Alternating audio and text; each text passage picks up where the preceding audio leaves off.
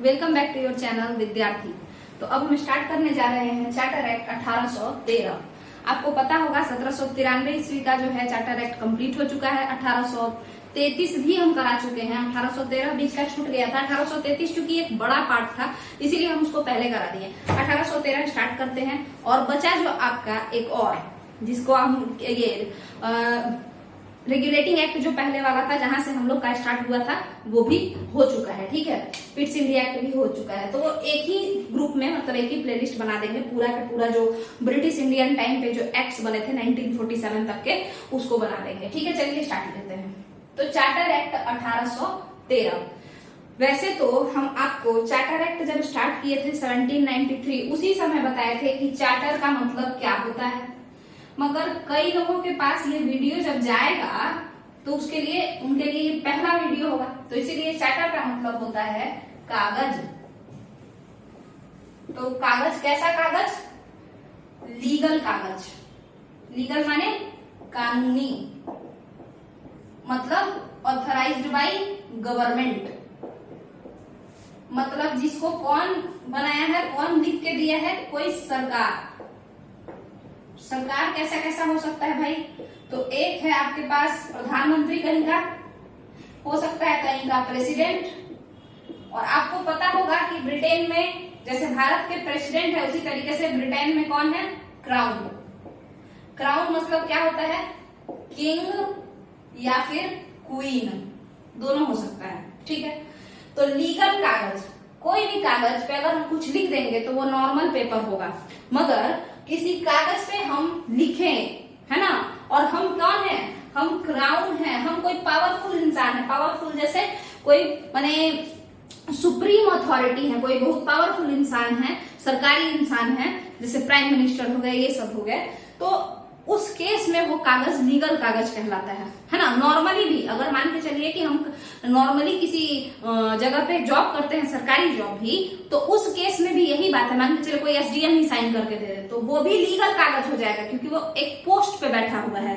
ठीक है, तो वो सारी बातें हैं। तो यहाँ पे हम लोग ये समझते हैं कि चार्टर का मतलब क्या होता है? A paper authorised by the queen और किंग, या सिंपली कहिए क्राउन। क्राउन के द्वारा साइन करके दिया गया कोई पेपर है तो वो चार्टर कहलाएगा। और वो जो है उस चार्टर में जो भी लिखा होगा वो मान्य होगा। तो ये चार्टर कौन भेज रहा था? चार्टर एक्ट बना करके तो वो क्राउन ही भेज रहे थे। ठीक है, क्राउन कौन है भाई? किंग और क्वीन। ठीक है, अब बताइए, आपको तो पता होगा कि ब्रिटिश ईस्ट इंडिया कंपनी बनी भी है एक चार्टर के ही मदद से।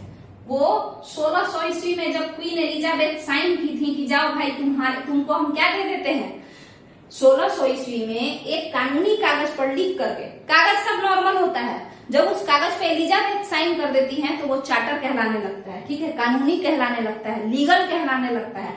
तो 1600 ईस्वी में ब्रिटिश ईस्ट इंडिया कंपनी के लिए क्वीन एक कागज पे साइन की थी और वो चार्टर के ही मदद से ये लोग ब्रिटिश ईस्ट इंडिया कंपनी वाले लोग पूर्व की तरफ व्यापार करने, पूर्व की तरफ यानी ईस्टर्न वर्ल्ड में व्यापार करने के लिए आए थे। उस चार्टर पे क्या लिखा हुआ था? तो लिखा हुआ था कि ब्रिटिश ईस्ट इंडिया कंपनी को एलिजाबेथ व्यापारिक एकाधिकार देती हैं। ब्रिटिश ईस्ट इंडिया कंपनी को एलिजाबेथ व्यापारिक एकाधिकार देती हैं। व्यापारिक एकाधिकार का मतलब होता है ट्रेड मोनोपोली, यानी कि व्यापार करने का एकलौता अधिकार अगर पूरे के पूरे ब्रिटेन में, ना कि पूरे के पूरे यूरोप में, पूरे के पूरे ब्रिटेन में व्यापार करने का एकलौता अधिकार किसी को है तो वो ब्रिटिश ईस्ट इंडिया कंपनी को है। तो कहां पे, किस क्षेत्र में? क्या ब्रिटेन के अंदर केवल ब्रिटिश ईस्ट इंडिया कंपनी ही व्यापार करेगी? तो ऐसा नहीं लिखा है। लिखा है कि व्यापारिक एकाधिकार, ट्रेड मोनोपोली दिया जाएगा, मगर किधर? पूर्व की तरफ, यानी ईस्टर्न वर्ल्ड में, यानी इंडिया में, इंडोनेशिया में, चाइना में, पाकिस्तान तो उस समय था ही नहीं, माने पाकिस्तान वाला जो रीजन जो अभी पाकिस्तान है उस समय इंडिया ही था। तो उधर उस साइड, उसके अलावा बाकी जगहों पर कहीं कहीं, ठीक है, मतलब पूरे के पूरे पूर्वी क्षेत्रों में, थर्ड वर्ल्ड कंट्रीज भी आप कह सकते हैं, अफ्रीका में भी। ठीक है, किसको पावर दिया गया? ब्रिटिश ईस्ट इंडिया कंपनी को, कि तुम व्यापारी एकाधिकार, मतलब एक ही व्यापारी को अधिकार है कि जाके वो वहां पे व्यापार करेगा। तो ये जो व्यापारी है, एक एग्जांपल समझिए, एक स्पेन का व्यापारी या पुर्तगाल का व्यापारी ऐसा चाहता है कि वो भारत में व्यापार करे, बट एलिजाबेथ लिख के दे दी है कि भारत में केवल एक ही कंपनी, जिसका नाम है ब्रिटिश ईस्ट इंडिया कंपनी, वही व्यापार करेगी। तो क्या इस पुर्तगाल वाले कंपनी को भगा देंगे हम लोग? नहीं भगाएंगे। कारण क्या है?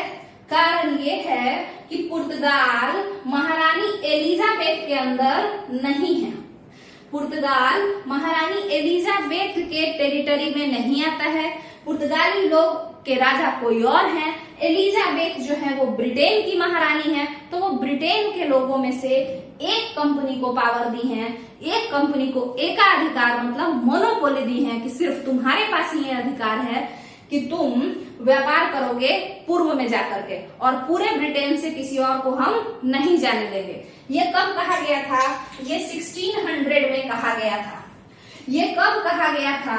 ये 1600 में कहा गया था कि हम किसी और को व्यापार करने नहीं जाने देंगे। कौन कहा था? एलिजाबेथ बोली थी। ठीक है, तो किसी और को मतलब ब्रिटेन के बाकी लोगों को। ठीक है, यहां तक का क्लियर है। मगर हम लोग चार्टर तो समझ लिए, तो एक बात बताइए, British east India company charter के द्वारा बनाई गई कंपनी थी, एक कानूनी कागज के आधार पर बनाई गई कंपनी थी। तो उसी तरीके से आगे चल के हम देखते हैं, जैसे रेगुलेटिंग एक्ट आया, उसके बाद बहुत सारे पिट्स इंडिया एक्ट और बाकी एक्ट के आने के बाद हम लोग देखते हैं कि चार्टर एक्ट 1813 आ गया। आज हम लोग जिसके बारे में पढ़ेंगे वो यही चार्टर एक्ट 1813 है। तो चार्टर एक्ट 1813 अगर नाम पड़ा है तो फिर इसका भी नाम चार्टर है। तो ये एक्ट या ये कानून कौन भेजा है? तो जाहिर सा बात है कि उस समय की जो भी सरकार होगी ब्रिटेन में, उस समय जो भी सरकार होगी वही बना करके चार्टर एक्ट उसी के द्वारा भेजा गया होगा। उसी के द्वारा चार्टर एक्ट बना करके भेजा गया होगा। 1813 ईस्वी में उस समय ब्रिटेन में जो भी राजा राज कर रहे होंगे, जो भी प्रधानमंत्री होंगे, वो लोग सारे लोग मिला करके ये बना के भेजे होंगे, गवर्नमेंट जो वहां की थी वो। अब इसका प्रोविजन क्या है उसको समझिए। तो सबसे पहला बात क्या हुआ, आपको पता होगा कि ब्रिटेन के लोग व्यापारी थे। सारे लोग नहीं व्यापारी थे। जो भारत आए थे या जो पूर्वी दुनिया में आए थे वो मेनली क्या थे? व्यापारी थे। जो थर्ड वर्ल्ड कंट्रीज में आए थे तो वो लोग व्यापारी थे। मगर आप देख रहे हैं कि चार्टर एक्ट के समय में सबसे पहले व्यापार को ही खत्म किया गया है। ट्रेड मोनोपोली इन इंडिया, कट्टम कुट्टम का मतलब खत्म कर दिया गया। देखिए, भारत में ब्रिटिश ईस्ट इंडिया कंपनी को कहा गया कि अब केवल तुम व्यापार नहीं करोगे। ठीक है, तो इसका क्या मतलब हुआ? ब्रिटिश ईस्ट इंडिया कंपनी यहां से चली गई? नहीं, ब्रिटिश ईस्ट इंडिया कंपनी तो व्यापार करेगी ही, उसके साथ साथ ब्रिटेन का कोई और इंसान भी अगर चाहता है तो वो भारत आकर के और यहाँ पे एलिजाबेथ नहीं, उस समय के किंग या क्राउन से परमिशन ले करके और यहाँ भारत आकर के व्यापार कर सकता है। ठीक है, ब्रिटिश ईस्ट इंडिया कंपनी को अब अकेले ये पावर नहीं था कि इकलौता व्यापारी तुम ही रहोगे भारत में ब्रिटेन के तरफ से। और भी लोग अगर चाहते हैं कि हम आके भारत में व्यापार करें ब्रिटेन से, और भी अगर ब्रिटेन के लोग चाहते हैं कि आकर के हम भारत में व्यापार करें तो वो भी आकर के कर सकते हैं। ठीक है, तो अब इसका मतलब है कि पहले तो केवल एक ही कंपनी लूटा करती थी, अब और बहुत सारी कंपनीज आ गई है हम लोगों को बेवकूफ बनाने के लिए। अलाउड हो गया। भारत में कहा गया कि ट्रेड मोनोपोली खत्म होता है। किसका trade monopoly? British east India company का, जो उसको कब मिला था? 1600 ईस्वी में एलिजाबेथ दी थी। ठीक है, मगर क्योंकि ब्रिटिश ईस्ट इंडिया कंपनी के बहुत सारे अमीर लोग भारत में टी प्लांटेशन का काम करते थे, चाय बगानी का काम करते थे, उनका खुद का बगान हुआ करता था, तो इसीलिए उन लोगों ने कहा कि भले ही भारत का सारा व्यापार से आप जो मेरा एकाधिकार है, जो मेरे पास एक रिजर्व पावर है, वो छीन लीजिए, मगर चाय का व्यापार भारत में अभी भी पूरे ब्रिटेन में केवल हम ही लोग करेंगे। कौन लोग? ब्रिटिश ईस्ट इंडिया कंपनी वाले लोग, ठीक है। क्योंकि चाय बागान का बहुत सारा व्यापार करते थे ये लोग। ब्रिटिश ईस्ट इंडिया कंपनी से जुड़े कई सारे व्यापारी 1813 आते आते चाय के बागानी में इन्वॉल्व हो गए थे। उस वाले प्लांटेशन वाले जो बिजनेस है उसमें इन्वॉल्व हो चुके थे। इसीलिए उन्होंने कहा कि एक काम कीजिए, पूरा एक व्यापार का अधिकार तो आप ले ही ली हैं या ले लिए हैं। ब्रिटिश क्राउन को ये कहा गया, ब्रिटिश सरकार को। ब्रिटिश ईस्ट इंडिया कंपनी ने कहा कि पूरा व्यापार का अधिकार ले लिए, कोई बात नहीं, बट चाय में मेरा पैसा लगा हुआ है, इसीलिए चाय का जो व्यापार है भारत में वो अभी भी पूरे ब्रिटेन में केवल हम ही करेंगे। वहां से हम ही चाय लेकर के सब जगह बेचेंगे, कोई और भारत में व्यापार चाय का नहीं करेगा। उसके साथ साथ इन लोगों ने चाइना में भी काफी कुछ इन्वेस्ट किया था। इन्वेस्ट क्या किया था? अफीम, ओपियम बहुत ज्यादा यहाँ पर जो है उस समय क्या हो रहा था, यूज किया जा रहा था। मैंने अफीम की खेती काफी ज्यादा करवाई जा रही थी, अफीम की खेती काफी ज्यादा करवाई जा रही थी। तो इसीलिए यहाँ पर यह कहा गया कि चाइना के पास भी ब्रिटिश ईस्ट इंडिया कंपनी ने उन लोगों से मिन्नत करके चाइना के साथ व्यापार में अपना एकाधिकार बनाए रखा। यानी ब्रिटेन से कितने सारे लोग आकर के भारत में व्यापार कर सकते हैं? कई सारे, मन हो तो सारे आ जाए, ठीक है। मगर क्या चाइना में ब्रिटेन से कोई भी इंसान आकर के व्यापार कर सकता है? नहीं कर सकता है, क्योंकि चाइना में आज भी 1813 में भी किसका एकाधिकार है व्यापार करने का? ब्रिटिश ईस्ट इंडिया कंपनी का, ब्रिटिश ईस्ट इंडिया कंपनी का, ठीक है। क्योंकि वहां पे भी इनका गढ़ अच्छा था, अच्छा खासा मुनाफा हो रहा था, तो ये लोग अपने राजा को चमचाई करके किसी तरीके से मनाए कि वहां का मोनोपोली आप हमसे मत छीनिए, ठीक है। और भारत में जितने भी ब्रिटिश ईस्ट इंडिया कंपनी के ऑफिशियल्स थे और जितने भी लोग थे वो लोग चाय बागानी में इन्वॉल्व थे। इसीलिए इन्होंने कहा कि टी का जो व्यापार है, चाय का जो व्यापार है भारत में, वो भी हम ही लोग को अभी अकेले करने दीजिए, ब्रिटिश ईस्ट इंडिया कंपनी को ही करने दीजिए, ठीक है। तो ये हो गया कि ट्रेड मोनोपोली तो खत्म हो गई पूरे भारत में, ना कि पूरे पूर्वी हिस्सा में। चाइना के साथ और बाकी लोग जगहों के साथ ट्रेड मोनोपोली ही था, ठीक है।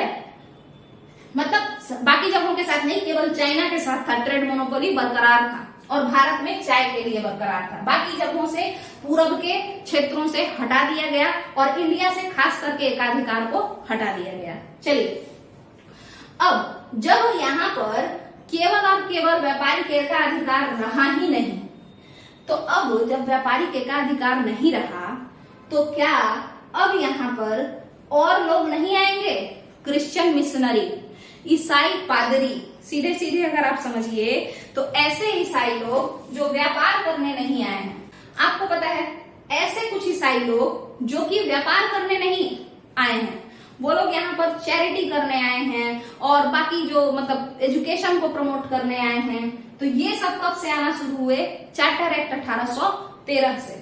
आपको पता है 1813 में ब्रिटिश ईस्ट इंडिया कंपनी में जो बड़े बड़े लोग थे या ब्रिटिश ईस्ट इंडिया कंपनी से जुड़े कुछ खास लोग, ब्रिटिश ईस्ट इंडिया कंपनी से जुड़े कुछ खास लोग, है ना, उन लोगों के साथ क्या हुआ? टी का व्यापार उनको दे दिया गया, है ना। जो बड़े लोग थे वही लोग ना जाकर के कंसेशन मांगते हैं क्राउन या किंग से। ब्रिटिश ईस्ट इंडिया कंपनी का चपरासी तो बतियाने जाता नहीं होगा, कौन बात करने जाता होगा? वही लोग जो लोग ऊंचा पोस्ट पे होंगे, कोई बहुत गवर्नर टाइप के होंगे या कोर्ट ऑफ डायरेक्टर्स होंगे, वो लोग बात करते होंगे, ठीक है। तो उनको टी का व्यापार मिल गया कि इंडिया में आप ही अकेले टी का व्यापार कीजिए, ठीक है।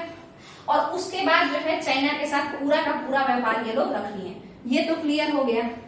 अब ब्रिटिश ईस्ट इंडिया कंपनी को साइड करके हम क्राउन की बात करते हैं और ब्रिटिश पार्लियामेंट की बात करते हैं। तो जो ब्रिटिश पार्लियामेंट थी वहां पर कुछ एमपीज ऐसे थे, वहां के कुछ सांसद ऐसे थे, वहां के कुछ सांसद ऐसे थे जिनको ये लगता था कि भारत की जो सभ्यता है, भारत की जो सभ्यता है वो एक बकवास सी सभ्यता है, वो अच्छी सभ्यता नहीं है, वो बैकवर्ड सभ्यता है। ठीक है, हाँ, तो ये उनको लगता था, कुछ एमपीज को और ब्रिटेन के कुछ बड़े लोगों को। तो अब जब उनसे पूछा गया कि भाई क्या कारण है, तुमको ऐसा क्यों लगता है कि भारत के लोग असभ्य हैं, उनकी सभ्यता नहीं अच्छी है, तो उन्होंने कहा कि कारण है भारत का धर्म। उन्होंने क्या कहा कि भारत का जो धर्म है, भारत में जो माने जाने वाले विभिन्न प्रकार के धर्म हैं, विभिन्न प्रकार के रिलीजन हैं, वही मेन कारण है भारत के पिछड़ा होने का, भारत के असभ्य होने का। किसने कहा? कुछ एमपीज ने कहा। इस पे बार बार वाद विवाद होते रहता था। ठीक है, ऐसे लोगों को जिनको ये लगता था कि रिलीजन की वजह से भारत पीछे है, तो उनसे सुझाव मांगा गया कि आखिर तक किस तरीके से भारत को आगे लाया जाए। सुझाव कौन मांग रहा है? क्राउन, क्योंकि अब भारत ब्रिटिश का है, ब्रिटिश इंडिया है ना। इन लोगों को ऐसा ही लगता था कि सब मेरे ही बाप का है ना। तो ये इनका खुद का प्रॉब्लम था। ऐसा नहीं है कि पूरा का पूरा राज ही ब्रिटिशर्स का था, और भी रूलर्स थे जो कि स्वतंत्र थे, है ना, ऑटोनोमस थे। तो इन लोगों से पूछा गया, ऐसे एमपी से, कि भारतीय रिलीजन खराब है, तो इसके बदले क्या करना चाहिए, कैसे ठीक करना चाहिए। तो इन्होंने कहा यहाँ पर क्रिश्चियनिटी को आना चाहिए, यहाँ पर ईसाई धर्म को आगे आना चाहिए, और ईसाई मत का प्रचार करना चाहिए, ईसाई धर्म को आगे आना चाहिए, और क्रिश्चियनिटी में जो चैरिटी किया जाता है, लोगों का जो मदद किया जाता है, सेवा किया जाता है, ये सब करना चाहिए। और उसके साथ साथ चूंकि भारतीय रिलीजन के बेसिस पे ही पढ़ाई होता था, जैसे जो मुस्लिम है वो मदरसा में कुरान की पढ़ाई करेंगे, जो हिंदू हैं वो रामायण महाभारत आदि की पढ़ाई करेंगे अपने अपने गुरुकुल में और पाठशालाओं में।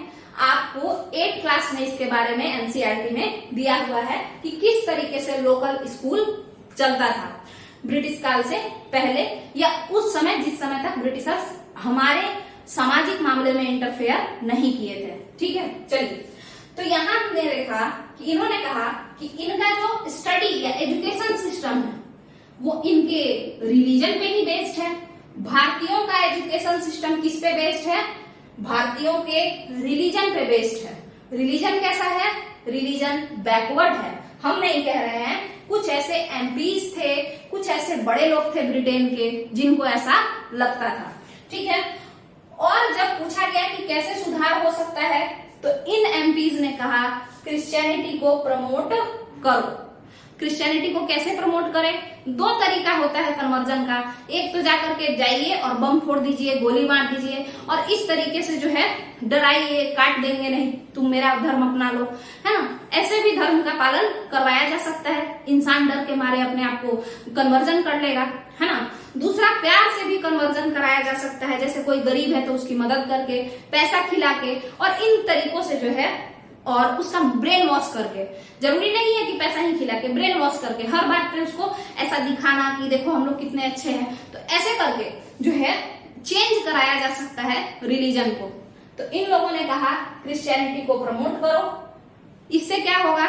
इससे इनके हिसाब से, इन एमपीज के हिसाब से, क्रिश्चियनिटी एक ऐसा रिलीजन था जो कि लोगों को सभ्य भी बनाता था, और इस पे बेस्ड जो एजुकेशन था, इस पे आधारित जो शिक्षा थी, वो शिक्षा लॉजिकल थी। इनके हिसाब से वो शिक्षा विज्ञान पे आधारित थी, लॉजिकल थी, और इसीलिए सभी लोगों को क्रिश्चियनिटी से रिलेटेड एजुकेशन या western education, Christianity based education पढ़ना चाहिए। ऐसा कौन मानते थे? ऐसा कुछ ब्रिटेन के बड़े लोग मानते थे, और इन लोगों को हम क्या कहते थे? इवेंगेलिकल्स। ठीक है, ऐसे इवेंगेलिकल्स जो लोग थे, आप लोग 8th क्लास में पढ़िएगा, जो भी इंसान भारत के कल्चर को, बेसिकली रिलीजन के बेसिस पे भारत के कल्चर को अगर क्रिटिसाइज करता है, आप समझ जाइएगा वैसा इंसान इवेंगेलिकल होगा। मतलब किस थॉट का होगा, किस विचारधारा का होगा? इवेंगेलिकल विचारधारा का होगा। ठीक है, तो हम देखते हैं कि 1813 में जो व्यापारिक विचारधारा थी वो तो कम हो गई। तो कम कैसे हो गई? क्योंकि एक कंपनी के पास से उतना पावर अब रहा नहीं, छिना गया पावर। और आपको पता है कि केवल एक ही ऐसा जो मतलब ग्रुप है जो कि जिसको जाति धर्म से मतलब नहीं होता है, वो है व्यापारी। बिजनेसमैन मुस्लिम को भी उतने ही प्यार से अपना सामान देगा और हिंदू को भी उतने ही प्यार से जितना जैन को दे और जितना बुद्ध को दे, मतलब बौद्ध को दे। क्यों? क्योंकि उसको पैसा मिल रहा है सबसे, है ना। तो बिजनेसमैन ऐसा नहीं चाहता कि कहीं भी झगड़ा हो, उससे उसका दुकान बंद हो जाएगा, उसका काम धाम बंद हो जाएगा, ठीक है। मगर अब चूंकि यहाँ पे व्यापार का माहौल खत्म हो रहा है और क्राउन पॉलिटिक्स ये सब इंटर ले रहा है, तो जाहिर सा बात है कि अब यहाँ पे रिलीजन के नाम पे दंगा फसाद जरूरी है। तो एंट्री होता है कि क्रिश्चियन मिशनरी यानी ईसाई पादरियों को और उनके साथ जो मिशनरी है, मिशनरी मतलब जो चैरिटी करते हैं, वो ग्रुप, वो संस्था जो चैरिटी करती है, तो वो लोग अब आ सकते हैं। क्रिश्चियन मिशनरी अब आ सकते हैं। पहले बैन था कि नहीं आना है, तुम्हारे आने से व्यापार पे खतरा है, धर्म के नाम पर अगर लड़ाई होगा तो वो लोग वहां से हटा देंगे, तो इसीलिए तुम्हारा आना नहीं है जरूरी। मगर जब यहाँ पे अब व्यापार का स्तर नीचे गिर रहा है, पॉलिटिक्स की एंट्री हो रही है, तो अब यहाँ पर क्रिश्चियन मिशनरी, ईसाई धर्म प्रवर्तक और साथ के साथ जो है ईसाई धर्म का जो चैरिटी करने वाला संस्था है, वो सब यहाँ आने लगेगा, ठीक है। तो बताइए क्यों आया? इवेंजेलिकल्स लोग बहुत ज्यादा हो गए थे 1813 आते आते, ठीक है। आगे समझिए, जब ये क्रिश्चियन मिशनरी यहाँ पे आए तो आप बताइए कि इनको यहाँ पे क्या कहा गया था? क्रिश्चियनिटी पे बेस्ड रिलीजन होना चाहिए, एजुकेशन होना चाहिए जो कि लॉजिकल है। तो अब ऐसा एजुकेशन देने के लिए आपको संस्था बनाना पड़ेगा, फ्रेमवर्क, है ना, वैसा एजुकेशनल फ्रेमवर्क तैयार करना पड़ेगा। इसीलिए इस चार्टर एक्ट 1813 में कहा गया, इस चार्टर एक्ट 1813 में कहा गया कि हर एक साल 1 लाख रुपया दिया जाएगा, हर एक साल 1 लाख रुपया दिया जाएगा। किस खुशी में? वेस्टर्न एजुकेशन को प्रमोट करने के लिए, यानी पश्चिमी शिक्षा को प्रमोट करने के लिए, पश्चिमी शिक्षा को प्रमोट करने के लिए हर साल 1 लाख दिया जाएगा। आपको पता है जैसी शिक्षा हम लेते हैं हमारी सभ्यता भी उसी तरीके से हो जाती है। यानी अगर हम वेस्टर्न एजुकेशन का ये ले रहे हैं तो जो सिविलाइजेशन है ना, जो सभ्यता है, जो संस्कार है, वो भी वेस्ट कल्चर से, मतलब वेस्टर्न कल्चर पे कहीं ना कहीं मेल जोल होने लगेगा उसका। और यही कारण है कि अब हमारा पहनावा ओढ़ावा भी जो है वो वेस्टर्न कल्चर से मिलता है। आप देखते हैं कि लड़की लोग भी अपना नॉर्मल टी शर्ट जींस ये सब पहनती हैं। उसके साथ साथ पहले के जमाना में क्या होता था? साड़ी पहनना पड़ता था, है ना। उसी तरीके से लड़का लोग पहले धोती कुर्ता पहनता था, अब जो है वो लोग भी टी शर्ट जींस डाल करके चलता है ना। तो कहने का मतलब क्या है, और मतलब जितने भी, चाहे वो लड़की हो चाहे वो लड़का हो, सभी लोग अपने कल्चर, हम लोग का जो कल्चर था, तो हम लोग क्या किए, एजुकेशन सिस्टम जब चेंज हुआ, वेस्टर्न एजुकेशन आया, तो हम लोग उधर के कल्चर से प्रभावित हुए और आज हम उसी कल्चर में ज्यादा मतलब कंफर्टेबल फील करते हैं, क्योंकि उसी तरीके से हमारा जो है हम लोग बड़े हुए हैं हमेशा से, वैसे ही स्कूलों में पढ़ के और उसी तरीके से, ठीक है। तो कुल मिला जुला करके यहाँ पे चार्टर एक्ट 1813 के तहत यही 3 प्रोविजन देखने को मिला, ठीक है। जिसमें सबसे पहला ट्रेड मोनोपोली, व्यापार को खत्म किया गया या कम इंपॉर्टेंस दिया गया। और जैसे ही व्यापार को कम इंपॉर्टेंस मिलेगा तो पॉलिटिक्स एंट्री होगा और माने पॉलिटिशियंस आएंगे और ये सब चीजें होंगी, और उसके बाद जो है धर्म के नाम पर तमाशा होगा। यही सब होता है हमेशा से, तो वही यहाँ पर चार्टर एक्ट 1813 में देखने को मिला है। अब चार्टर एक्ट 1813 में अगर आपको कोई कंफ्यूजन है, आप कमेंट में नीचे कमेंट करके पूछ सकते हैं। और इसके अलावा वीडियो पसंद आए तो वीडियो को लाइक करके चैनल को सब्सक्राइब कीजिए और लोगों में शेयर कर सकते हैं अगर तो कर दीजिए, ठीक है। चलिए, थैंक यू।